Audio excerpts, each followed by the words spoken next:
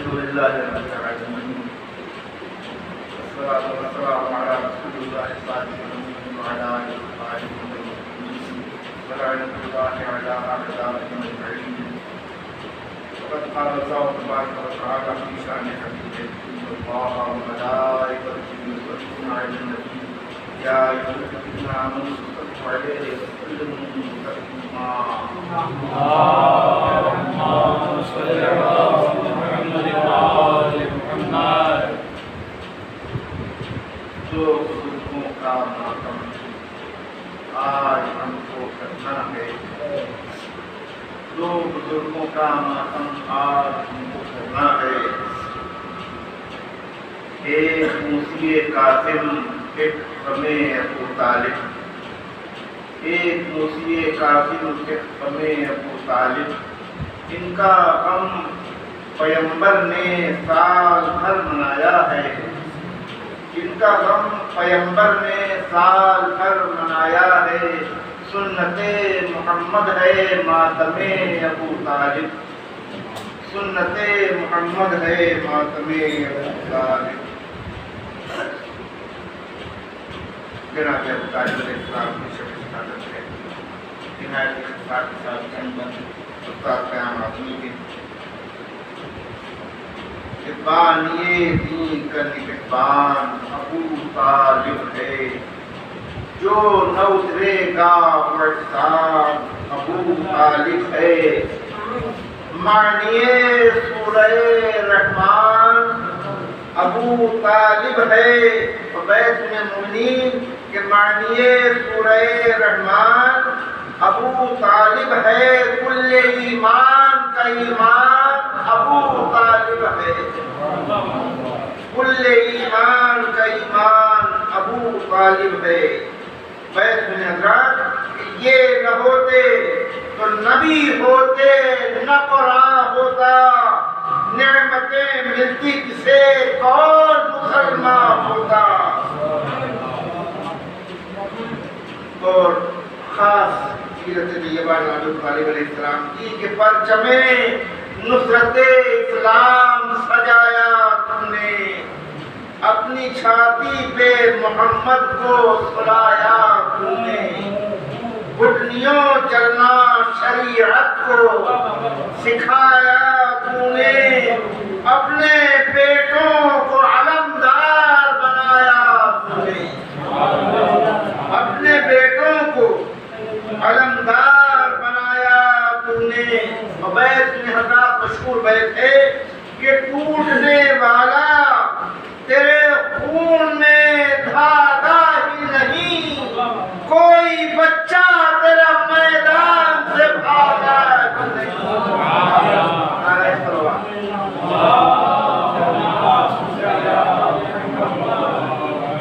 کوئی بچہ تیرا میدان سے بھاگا ہی نہیں.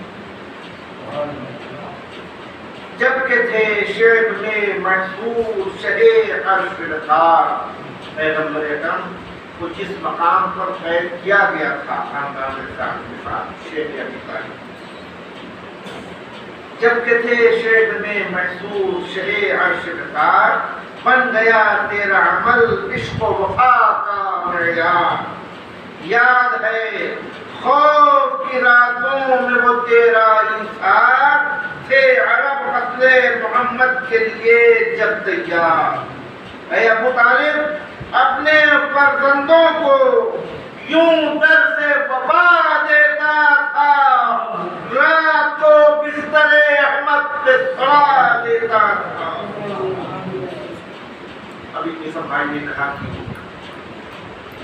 مومن سے بھی افضل ہے. اسی بات کی وضاحت فرما رہے ہیں بیان صاحب اللہ کہ قبل بعثت بھی صداقت کا مینارہ تھا تو. جاہلیت میں حقائق کا سہارا تھا تو. آمد خلق مجسم کا اشارہ تھا تو. شب کی آغوش میں یا صبح کا تارا تھا تو. بیت مومنین کہ شب کی آغوش میں یا صبح کا تارا تھا تو.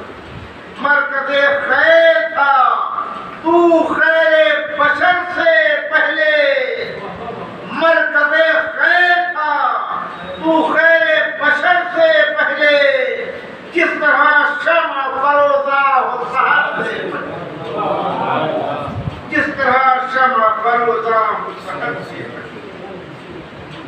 تو تھا رسم حق و باطل میں مجاہد پہلا، ایک طرف سارے عرب ایک طرف تو تنہا، تو اس وقت بھی تھا ناصر محبوب خدا جب کسی مال غنیمت کا تصور بھی نہ تھا، جب کسی مال غنیمت کا تصور بھی نہ تھا۔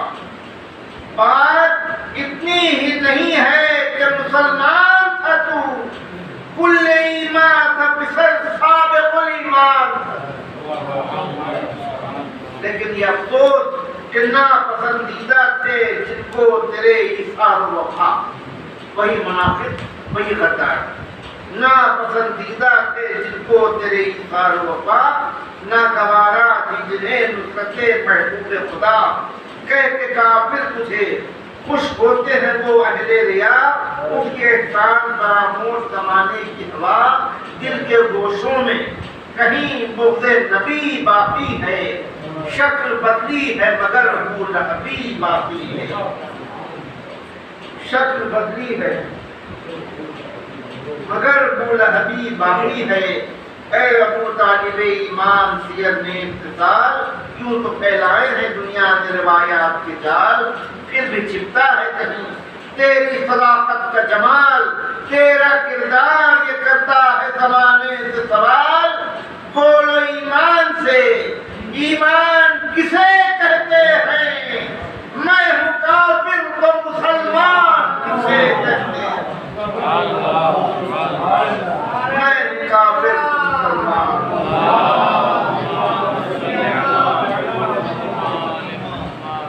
تیرے ایمان پہ خود ہی تیری سیرت ہے گواہ، تیری زوجہ تیرے بیٹے تیری عطرت ہے گواہ، ایک طرف احمد مرسل کی رسالت ہے گواہ، ایک طرف حیدر صفدر کی امامت ہے گواہ، تو نے محبوب الہی سے محبت کی ہے، بلکہ ہر دور کو اسلام کی دعوت کی ہے، تیرے یہ بطور خاص تیرے بیٹوں سے معطر ہے زمانے کی فضا، جن کے دم سے ہے زمانے میں رہو رسم وفا، جن کے ایثار پہ نازات ہے رسول دو سرا، تیری آغوش تھی یا مدرسہ دین خدا، نعرہ صلوات۔ اسلام کا پہلا مدرسہ حضرت ابو طالب پر تیری آغوش تھی یا مدرسہ دین خدا، جبکہ افراد تھی اسلام میں غداروں کی، جبکہ افراد تھی اسلام میں غداروں کی، تو نے ایک نسل بنا دی تھی وفاداروں کی۔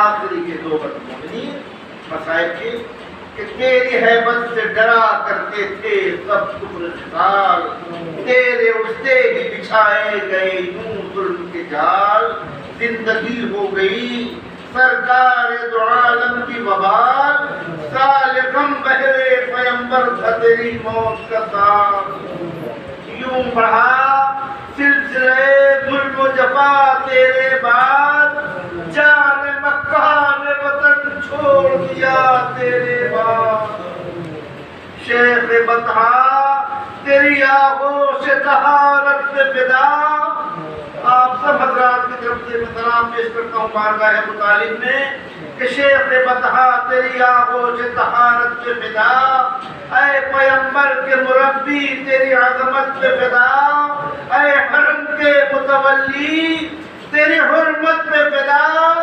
تیری میت کے تصدق تیری رحلت پہ فدا، تیری میت کے تصدق تیری رحلت پہ فدا، لکھا اللہ کے محبوب نے نوحہ تیرا، کل ایمان نے اٹھایا ہے جنازہ تیرا، لکھا اللہ کے محبوب نے نوحہ تیرا، کل ایمان نے اٹھایا ہے جنازہ تیرا۔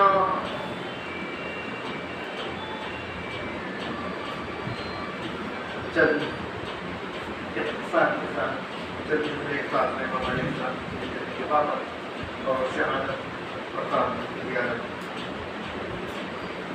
قال اللہ تبارک و تعالی فی القرآن الرحمن الرحیم بسم اللہ الرحمن الرحیم الذین ينفقون في السراء والضراء والكاظمين الغيظ والعافين عن الناس والله يحب المحسنين صلوات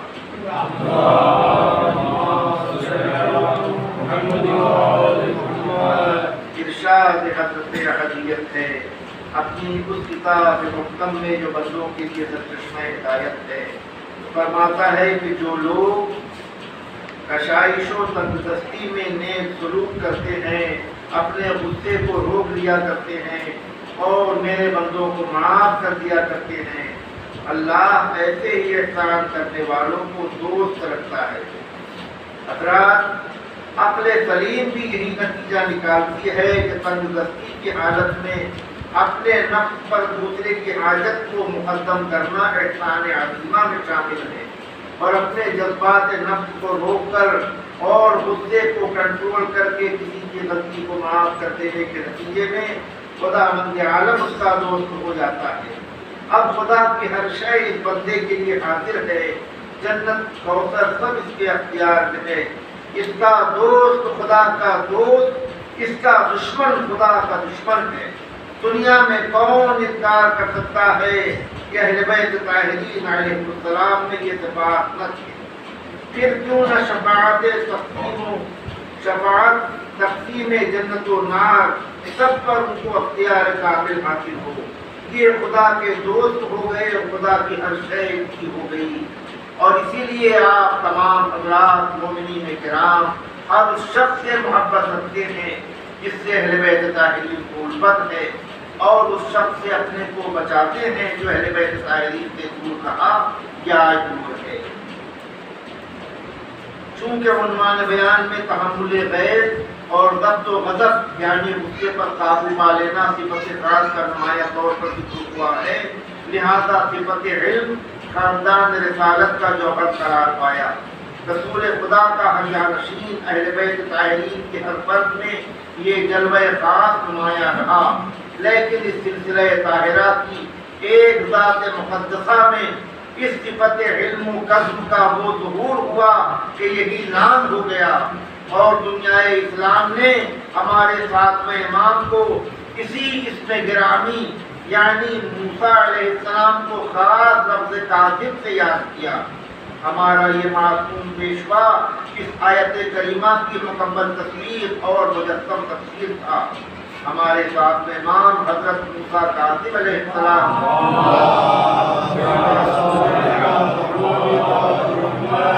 ان کے متعلق اہل سنت کے بڑے علماء نے لکھا ہے کہ ایک صالح ترین اور عابد شرمندگار اور سخی ترین زمانہ تھے، اور غصے پر نہایت درجہ اختیار رکھتے تھے، علم و فضل میں اپنا مثال نہ رکھتے تھے، گویا اس آیت کریمہ کا مقبولہ نمونہ تھے۔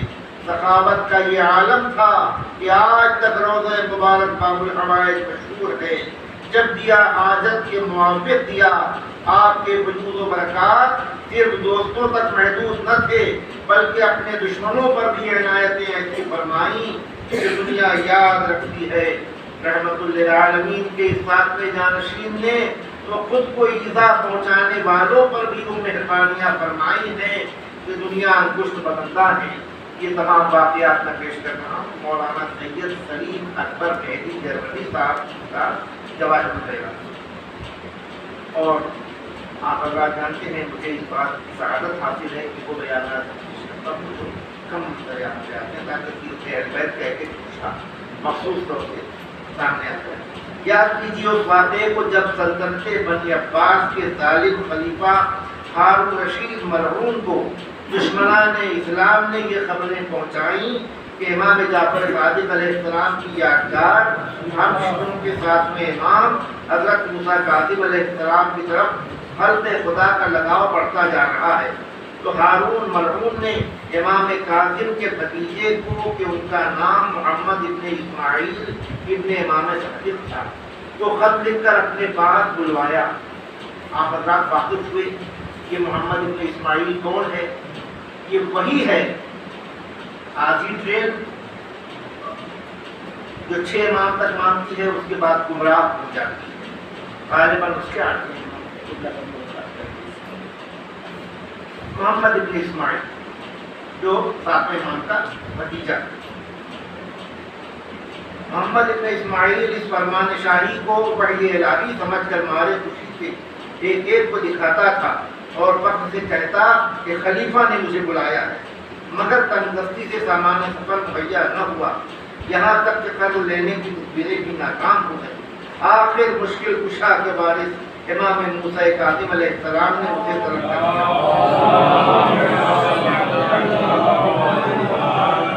نہایت شفقت سے پوچھا کہ محمد تمہارا کیا قرض ہے؟ اس نے کچھ جواب نہ دیا۔ امام نے فرمایا میں تمہارا قرض بھی ادا کرتا ہوں اور تمہارے گزر بسر کا بھی انتظام کرتا ہوں، مگر دیکھو وہاں جانا تمہارا مناسب نہیں ہے۔ لیکن اس نے پھر کچھ جواب نہ دیا۔ آخر امام علی مقام نے 300 اشرفیاں اور 4000 درہم عطا فرمائے اور کہا معلوم ہوتا ہے تم وہاں ضرور جاؤ، لیکن محمد اتنا یاد رکھنا کہ میرے بچوں کو یتیم نہ کرنا اور میرے خون ناحق میں شریک نہ ہونا۔ حضرات محمد ابن اسماعیل کے منہ سے اس وقت بھی امام کے لیے شکریہ کا کوئی کلمہ نہ نکلا اور خوشی خوشی انتظام کر کے راہی بغداد ہو گیا، اور اس ننگے خاندان نے بے حیائی کا ایسا لباس پہن لیا کہ دربار ہارون رشید مرحوم میں پہنچ کر امام کی شہادت کا سبب بن گیا۔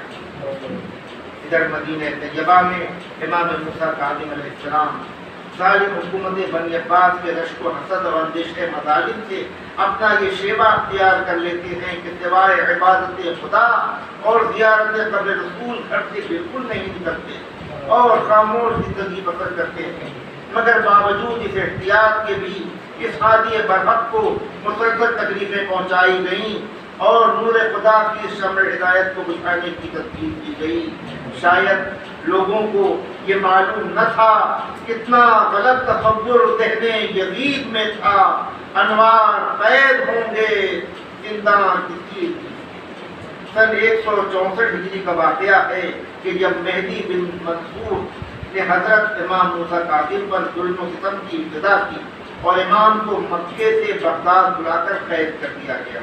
یہ امام کی پہلی قید 1 سال کی مدت ہوئی تھی کہ ظالم حکمراں مہدی بن منصور نے خواب دیکھا کہ امیر المومنین علیہ السلام تشریف لائے ہیں، لیکن نہایت غیظ و غضب کے عالم میں ہیں اور تلاوت فرما رہے ہیں بسم اللہ الرحمن الرحیم فَهَلْ عَصَيْتُمْ إِن تَوَلَّيْتُمْ أَن تُفْسِدُوا فِي الْأَرْضِ۔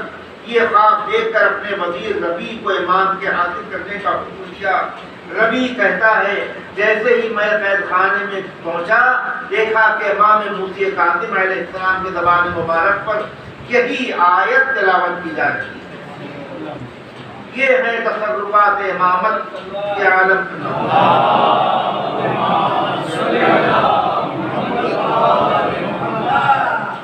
یہ ہے تصرفات امامت کہ عالم رویا میں خواب میں دادا کے ورد زبان جو آیت تھی قید خانے میں پوتی کی زبان اقدس پر بھی وہی آیت ہے۔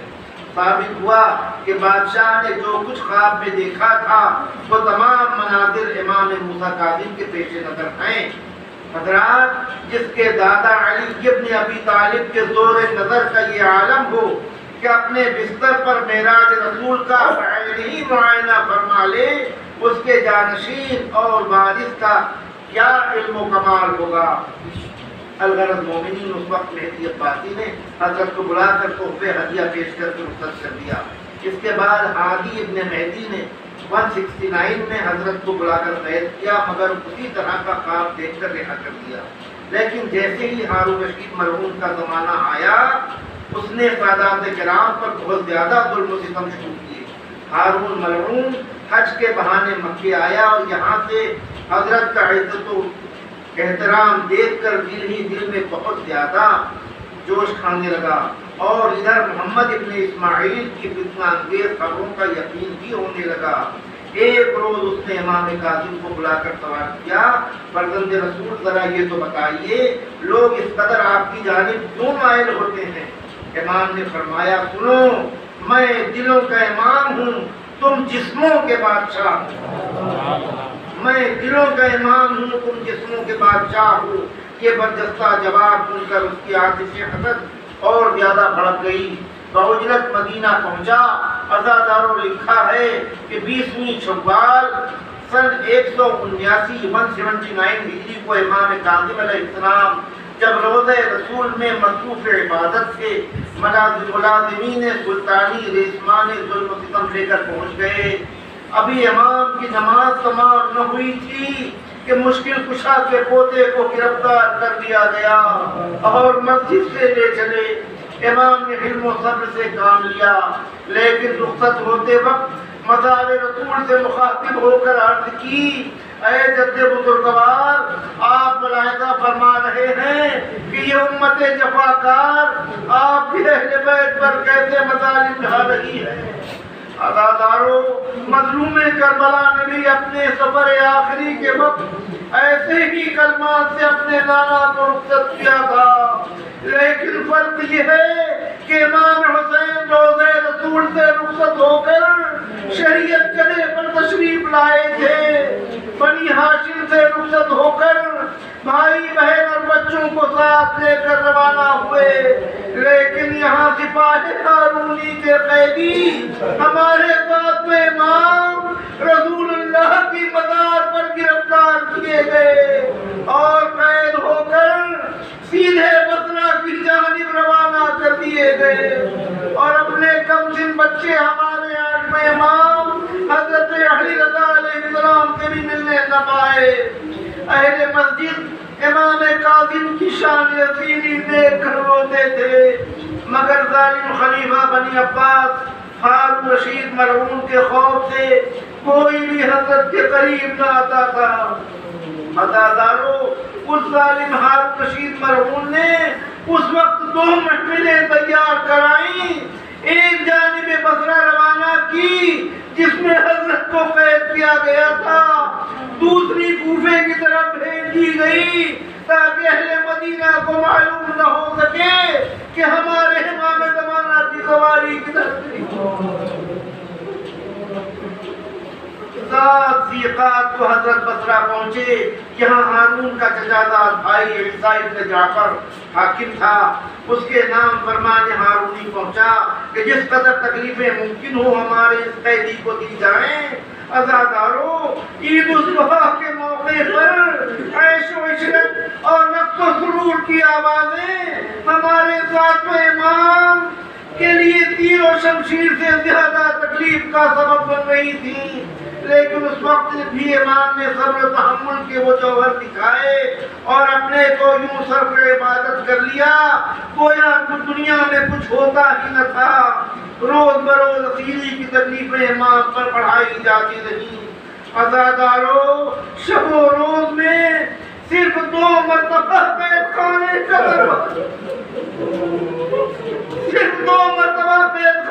دروازہ کھولا جاتا اور کچھ گرم پانی اور تھوڑی سی سوکھی روٹی امام کو دی جاتی۔ اس تنگ و تاریخ قید خانے میں سوائے شمع امامت روشنی کا گزر نہ تھا جس کا منظر آج آپ نیٹ پر دیکھ سکتے ہیں، لیکن دربان ہمیشہ عبادت خدا اور تلاوت قرآن کی آوازیں سنا کرتے تھے۔ عیسیٰ ابن جعفر سے تمام ماجرے بیان کرتے تھے۔ ایک دن حاکم بصرہ عیسیٰ ابن جعفر نے دیکھا کہ امام تو ہر وقت مشغول عبادت تھے اور سنا کہ امام فرماتے ہیں خداوندا تیری عبادت کے لیے جیسی تنہائی اور تقلیہ کا مقام میں چاہتا تھا وہ تو نے مجھے عطا فرمایا، یہ بندہ تیرا شکر گزار ہے۔ یہ سن کر عیسیٰ خوف سے کانپنے لگا اور فوراً ہارون کو لکھا کہ اے ہارون، تم نے کس عبد بے نیاز اور بندہ ممتاز کو میرے حوالے کیا ہے؟ میں اسے جتنی بھی تکلیفیں دیتا ہوں کبھی اس کی زبان پر شکوہ نہیں آتا، وہ ہر وقت غرق عبادت رہتا ہے۔ دیکھو وہ بالکل بے قصور ہے، میں ڈرتا ہوں کہیں مجھ پر عذاب خدا نازل نہ ہو، جلد اپنے قیدی کو طلب کر لو ورنہ میں خود رہا کر دوں گا۔ یہ نامہ لکھ کر قید خانے کا دروازہ کھول دیا اور دست بستہ اپنی اظہار خانیوں کی معافی چاہنے لگا۔ امام علیہ السلام نے کمال خندہ پیشانی سے عیسیٰ ابن جعفر کے قصور کو معاف فرما دیا اور دکھا دیا ہم ہی وہ نمائندہ الہی ہیں جن کے لیے خدا مند عالم نے قرآن عظیم میں ارشاد فرمایا ہے الکاظمین الغیظ والعافین عن الناس۔ بہرحال ظالم ہارون رشید مرحوم نے امام موسیٰ کاظم علیہ السلام کو اس قید سے بلا کر دوسری جگہ منتقل کیا جہاں امام عالی مقام فضل ابن ربیع کے سپرد کیے گئے۔ آپ نے ہر دور میں مشاہدہ کیا ہوگا کہ عاشقان اہل بیت ایسے گزرے ہیں جو کیسی بھی سختی رہی ہو لیکن اپنے امام عالی مقام کی خدمت میں بغیر کے زیارت پہنچتے رہے ہیں۔ آج بھی ایسے لوگ ہیں جو آثار اہل بیت تک پہنچنے کی کوشش کرتے ہیں۔ اس وقت ایک بزرگوار جو نہایت درجہ عاشق امام تھے، جب انہیں معلوم ہوا کہ ہمارے ساتھ میں امام اسی بغداد میں قید ہے، وہ نہایت مضطرب اور مشتاق زیارت میں چل پڑے، یہاں تک کہ قید خانے کے باہر تک پہنچے۔ عبداللہ ابن قزوینی بیان کرتے ہیں کہ جب میں بغداد آیا اور حضرت کے حالت الملال کو سن کر ربیع کی خدمت میں پہنچا اور شوق زیارت امام ظاہر کیا، پہلے تو مجھے ربیع نے منع کیا، بھائی تمہارا شوق زیارت تمہیں ثواب تک پہنچا دے گا، تم اس سعادت مندی سے خود کو محروم رکھو۔ لیکن اس مرد مومن نے حد درجہ اصرار کیا کہ جو بھی ہو میں امام کی زیارت کروں گا۔ آخر مجبوراً فضل ان کو قید خانے کے پیچھے ایک کھڑکی کے پاس لے آئے اور کہا لو بھائی اس کھڑکی سے اپنے امام کی زیارت کرو۔ افسوس مومنین کہ اس روزن سے امام کی زیارت کے لیے جب یہ مرد مقدس آگے بڑھا، پورے قید خانے کو اس نے دیکھا، اسے امام کہیں نظر نہ آئے۔ کہا بھائی ہمارے امام تو اس قید خانے میں کہیں نہیں ہے، دیکھو۔ اس نے کہا مجھے سوائے ایک چادر کے نظر میں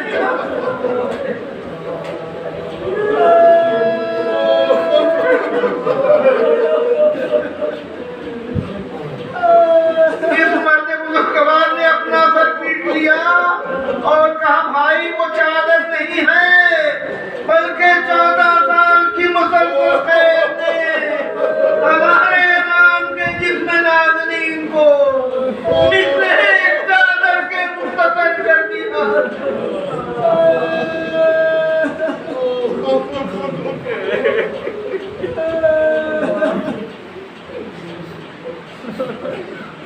الغرض مومنین مولا پہ انتہائے اسیری گزر گئی، مولا پہ انتہائے اسیری گزر گئی، زندہ میں سب جہانیوں پیری، زندہ میں سب جہانیوں پیری گزر گئی۔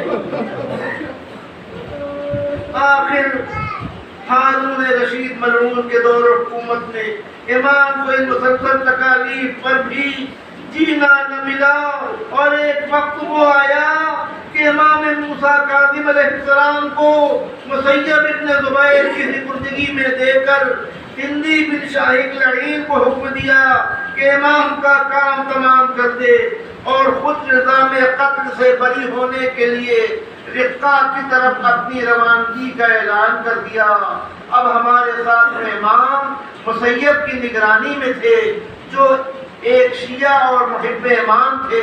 یہ حق پسند امام علیہ السلام کی عبادت اور شان امامت دیکھ کر نہایت پریشان تھے کہ امام پر کیوں کر تکلیفیں روا رکھوں۔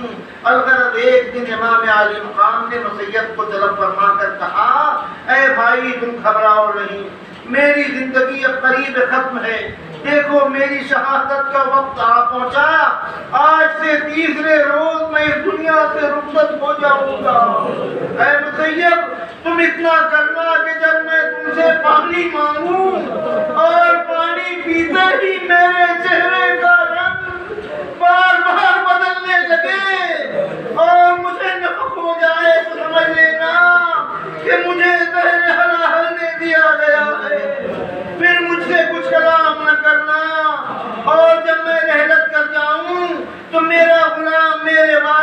کفن لے کر آئے گا اسے زندان میں آنے دینا، اور دیکھو یاد رکھو میرا فرزند علی رضا بیجاز مدینے سے آ کر مجھے اسی مقام پر غسل و کفن دے گا اور میری نماز جنازہ پڑھے گا۔ یہ وصیتیں سن کر مسیب رونے لگے اور روتے ہوئے امام کے پاس سے اٹھ گئے۔ عزاداران امام ابھی تھوڑی دیر نہ گزری تھی کہ سندھی بن شاہد ملعون ایک طبق انگور کا لیے ہوئے قید خانے میں داخل ہوا، جس کے ساتھ ہارون ملعون کا کتا بھی تھا۔ امام کی نظر جو ہی انگور پر گئی بے ساختہ فرمایا اللہم لبیک رضا بقضائہ و تسلیما لہ۔ خدایا یہ تیرا بندہ تیری بارگاہ میں حاضر ہے۔ یہ فرما کر امام نے چند دانے نوش فرما لیے اور برائے اتمام حجت ایک دانے انگور اس کتے کی جانب پھینک دیا۔ سگے ہارون وہ ایک دانہ کھاتے ہی زمین پر لوٹنے لگا اور ختم ہو گیا۔ مسیب کہتے ہیں میں فوراً قید خانے میں پہنچا، کیا دیکھتا ہوں کہ مولا کی حالت نہایت متغیر ہے، درد جگر سے کروٹیں لے رہے ہیں۔ ماتمداروں کیسا زہر حلاحل تھا جس نے تھوڑی دیر میں امام کی حالت دیگرگون کر دی۔ مولا نے مسیب سے پانی طلب کیا، پانی پیتے ہی حضرت کے روح مبارک کا رنگ بدلنے لگا، کبھی سرخ ہو جاتا تھا، کبھی درد پڑنے لگتا تھا، یہاں تک کہ تمام جسم اقدس سبز ہو گیا۔ وہ کہتے ہیں مجھے مولا کی پیشن گوئیوں کا یقین ہو گیا اور اکیلا آقا کے پاس کھڑا دار و قطار ہو رہا تھا۔ ابھی تھوڑی دیر نہ گزری تھی کہ سندھی ملعون جس نے امام کو خود زہر دیا تھا بحکم ہارون شہر کے چند بڑے لوگوں کو لا کر امام کا معائنہ کرانے لگا کہ سب دیکھ لیں کہ امام کو کوئی جسمانی تکلیف نہیں دی گئی بلکہ امام بیمار ہو گئے ہیں۔ جب لوگوں نے پیراہن ہٹا کر دیکھنا چاہا تو امام عالی مقام نے جرأت مندانہ انداز میں فرمایا اے لوگوں گواہ رہنا کہ ہارون رشید کے حکم سے اسی شخص سندھی بن شاہد نے زہر حلاحل دے کر مجھے ختم کرنا چاہا ہے، میں قریب اس دنیا سے گزر جاؤں گا۔ یہ سننا تھا کہ وہ ملعون دم بخود ہو گیا۔ مسیب بیان کرتے ہیں جب روز معین آیا میں نے دیکھا کہ امام کو نہایت اضطراب ہے، کسی پہلو قرار نہیں ہے۔ میں روتا ہوا باہر نکل گیا، مولا کی بے چینی مجھ سے دیکھی نہ گئی، دروازہ زندان کا بند کر لیا۔ ناگاہ میں نے محسوس کیا کہ امام کس عالم تخلیہ میں کسی سے کلام کر رہے ہیں۔ کچھ دیر بعد ایک غلام کفن لے کر حاضر ہوا۔ مطابق حکم امام میں نے اسے اندر جانے کی اجازت دی۔ تھوڑے عرصے بعد دروازہ کھلا تو دیکھا امام موسیٰ کاظم غریب بغداد کی میت اس کو کفن پا کر تیار رکھی اور میت کے سرہانے ایک جہان خوبرو مثل ابر نوبہار سینہ پر پیٹ کر رو رہا ہے۔ باہر اس کے اس جوان نے نماز جنازہ کی نیت کی، میں اور وہ غلام بھی نماز جنازہ میں شریک ہو گئے۔ بعد نماز وہ جوان غائب ہو گیا۔ میں نے غلام سے دریافت کیا کہ یہ جوان خوبرو کون تھے؟ اس نے کہا بھائی پہچانا نہیں، اب یہ ہمارے آٹھویں امام علی ابن موسیٰ رضا ہیں جو مدینے سے بیجا تشریف لا کر اپنے بابا جان کے آخری امور میں معاون رہے۔ مسیب نے سندھی بن شاہد ملعون کو خبر کی، اس لعین نے بحکم ہارون منادی کرا دی کہ یہ شیعوں کے امام کا جنازہ ہے، یہ شیعوں کے امام کا جنازہ ہے جن کا عقیدہ ہے کہ ہمارے امام کو موت نہیں آتی۔ سب آ کر دیکھ لیں ماتمداروں،